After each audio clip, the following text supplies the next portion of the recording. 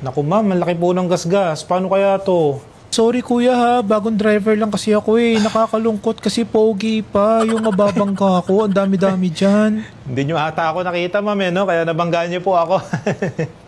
Actually, kitang-kita kita kasi ang gwapo mo talaga. So sa'yo ako nakatingin, hindi sa sasakyan mo. Alam mo yung nagde-daydream na ako, kaya ayan, nabangga tuloy kita.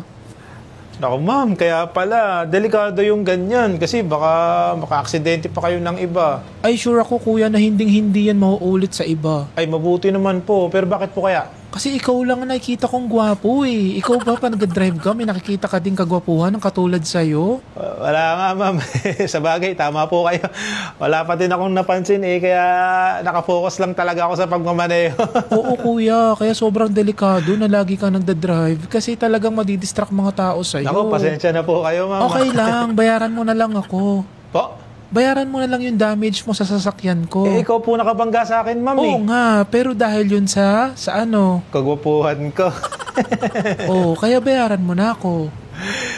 Sige po ma'am, magkano po ba?